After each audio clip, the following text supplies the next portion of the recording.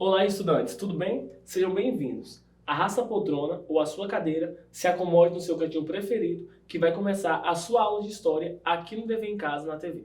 Eu sou o Gabriel Jesus, professor de História, e essa aula é para o 6º ano do Ensino Fundamental, anos finais.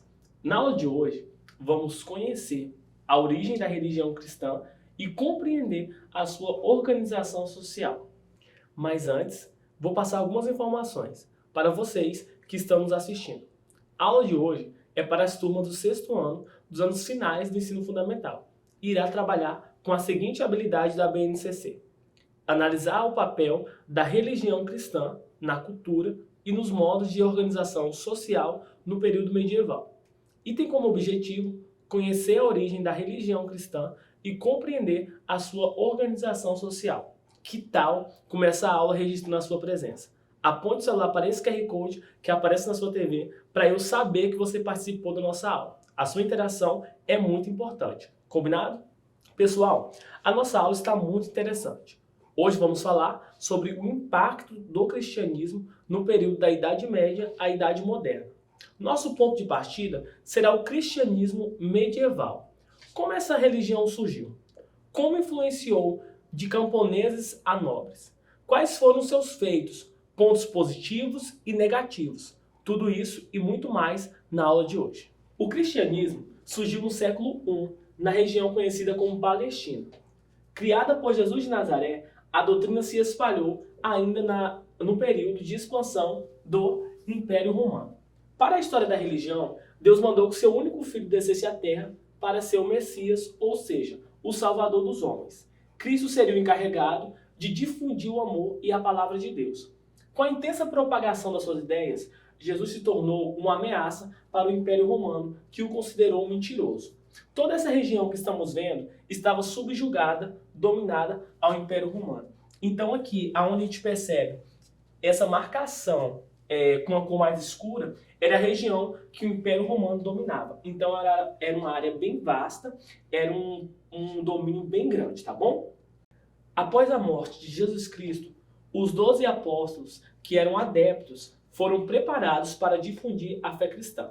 Esses homens saíram pelo mundo a fim de compartilhar a fé cristã com o máximo de pessoas.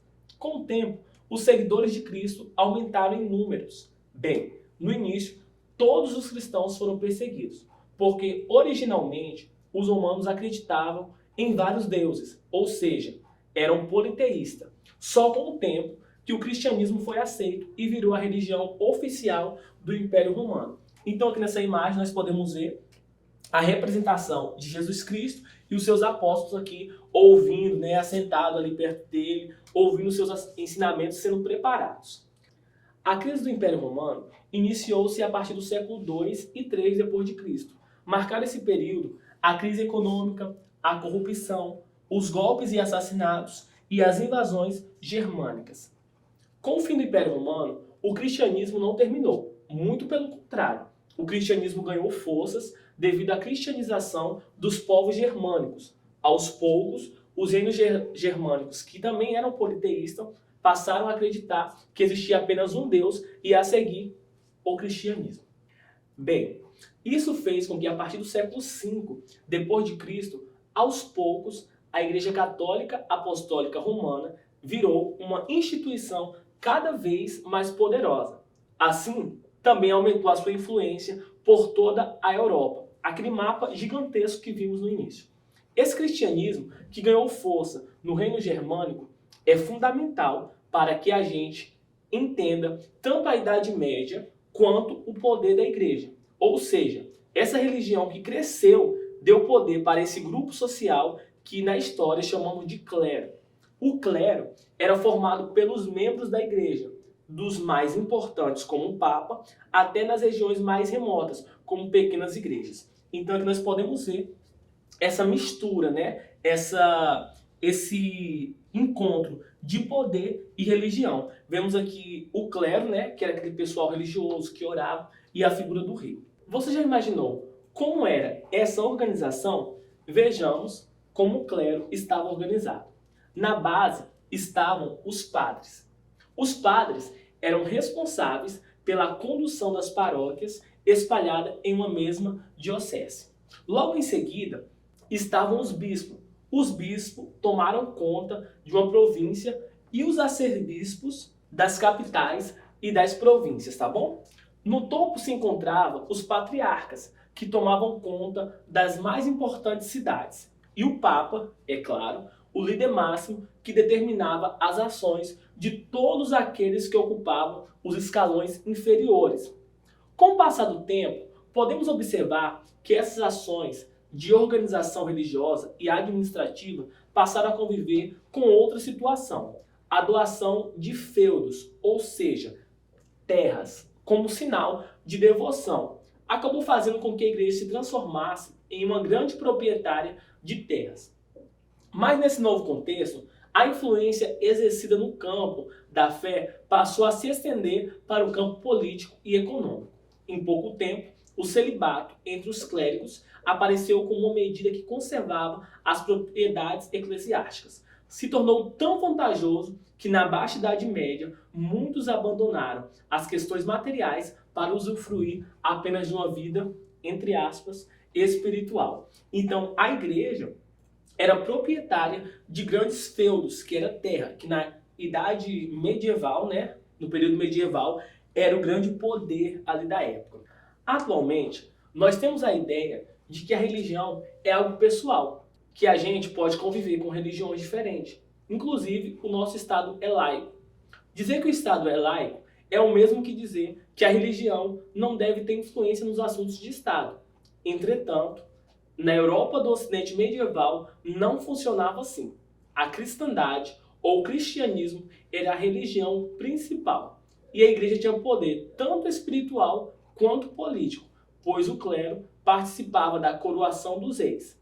O clero também tinha poder econômico, porque por muitos anos as terras pertenceram à Igreja Católica. Então, qual era o poder da igreja? Podemos destacar aqui três principais.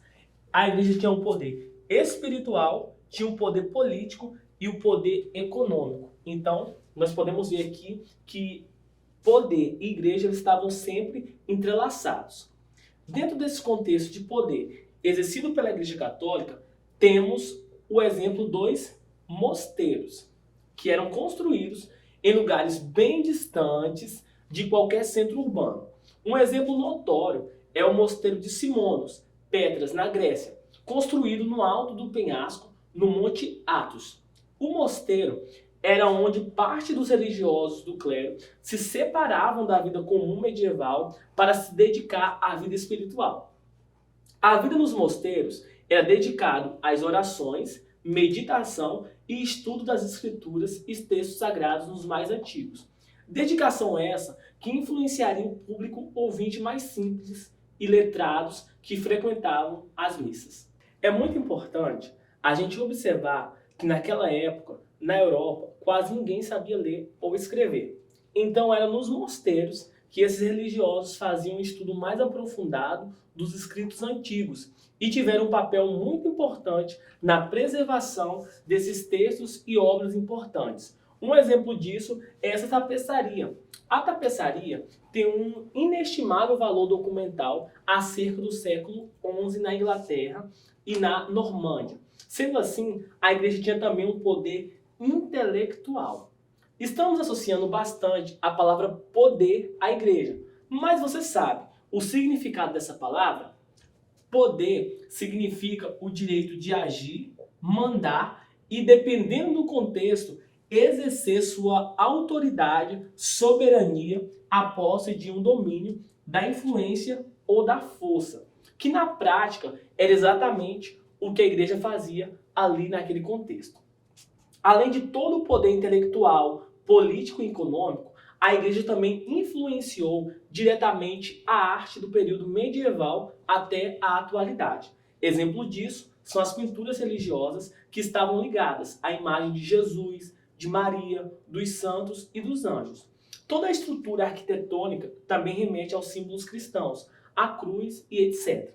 Ao ver essas figuras, a população mais simples e iletrada que participava da missa aprendiam a respeito da crença através das pinturas imagens que tinham o papel de transmitir e alinhar os pensamentos ao que a igreja acreditava. Ou seja, existia no universo medieval um monopólio do conhecimento. Então nós podemos ver aqui um anjo presente no altar frontal da igreja de Santa Maria, na Espanha. Podemos ver as pinturas que aqui em cima tem anjos, tem sempre imagens religiosas. Isso tudo era para doutrinar as pessoas que vinham à missa e deixar os pensamentos bem alinhados. As próprias igrejas também fizeram parte da arte medieval. O crescimento populacional influenciou na construção de grandes catedrais. Pelo menos dois estilos chamam a nossa atenção: o estilo românico e o estilo gótico. O primeiro é o estilo românico, que traz essa construção com paredes mais grossas, algum acesso de luz, como podemos ver aqui nesse exemplo da Basílica de Santa Maria de Ripoll. Outro estilo, e talvez o mais conhecido ou influenciador, foi o estilo gótico, que traz uma construção bastante grande com vitrais. Inclusive, foi forte influência aqui no Brasil e no nosso estado. Essa primeira imagem que vemos é da Catedral da Sé, em São Paulo, que conta com vitrais, estrutura vertical e gárgulas. A segunda imagem que vemos é a Catedral Metropolitana de Vitória, que foi erguida no exato lugar onde esteve edificada a singela matriz de Vitória, como podemos ver aqui. Uma construção datada de meados do século XVI e reconstruída na passagem do século XVIII para o século XIX. No interior da catedral, observa-se uma cruz dourada, representando que a vitória dos cristãos da Idade Média está ligada com a vitória de Cristo, símbolo da cruz. Aqui na segunda imagem, há as tábuas com os 10 mandamentos, o alfa e o ômega, e as seguintes palavras em latim: Gaudete, Dominus, Omnes e Gentes, que traduzido forma a frase: o Senhor é a alegria de todas as nações. Além de tudo isso, mostra como a igreja era organizada ao ponto de construir uma obra de grande porte, que duraria por séculos. São símbolos muito importantes para entender esse período. Toda essa organização gerava um código de conduta na sociedade. Um dos meios de usufruir vantagens e controles políticos e social na Idade Média foi a venda de indulgências. As indulgências consistiam na remissão completa dos pecados cometidos por um indivíduo por meio de pagamento. Com o avanço dos séculos, a venda de indulgências passou a ser cada vez mais uma forma de ganho financeiro fácil para a Igreja Católica. O controle que a Igreja exercia era tanto entre os camponeses quanto os nobres, pois, uma vez que a Igreja dominava o saber, o conhecimento, ela também defendia-se as diretrizes de toda a sociedade. Então podemos ver aqui o momento, nessa imagem, o ato da venda de indulgências. O cidadão ia como pecador e pagava uma taxa para ter os seus pecados perdoados. Pessoal, estamos chegando no momento da atividade. E para realizar a atividade de hoje, você deverá ter bastante atenção, pois eu vou deixar por 15 segundos na tela para você associar as palavras-chave às imagens. Vamos lá? A primeira palavra é clero, império e mosteiro. Então você vai associar essas palavras às imagens que nós temos aqui. É claro que tem uma a mais, e aí você vai ter que descobrir qual é as palavras que ligam as imagens corretas, tá bom? Tempo na tela.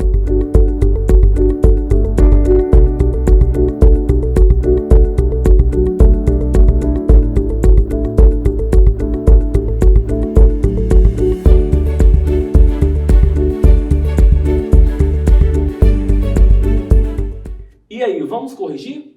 Bem, a palavra clero está associada à alta elite dos religiosos, que eram pessoas que se dedicavam à oração e às atividades do templo. Então, está aqui a resposta. Já a palavra mosteiro está associada às grandes construções que eram exclusivas para o alto clero se dedicar ao estudo da palavra. Então, como aprendemos na aula de hoje, mosteiro e clero. Bem, a nossa aula está chegando ao fim, mas antes, vamos revisar o que aprendemos hoje? Bem, aprendemos sobre a origem do cristianismo. Falamos sobre o cristianismo medieval e como a Igreja Católica tinha todo o poder. Aprendemos sobre o poder e religião. Aprendemos também sobre os mosteiros e a função de preservar documentos antigos, falamos da arte no período medieval, em especial a românica e a gótica. Falamos também sobre a arte medieval nas grandes construções das igrejas e catedrais. Bem, você não pode esquecer de registrar a sua participação na nossa aula, através do QR Code que aparece na sua TV. No guia turístico de hoje, faço o convite para você visitar a Catedral Metropolitana de Vitória. Um passeio super agradável, onde você poderá vislumbrar a beleza externa e interna desse lindo monumento. E não esquece de compartilhar esse passeio com a gente, através do nosso WhatsApp 27 99661 0143, tá bom? Espero que você tenha gostado dessa aula e lembre-se que mesmo distante, estamos juntos e até a próxima!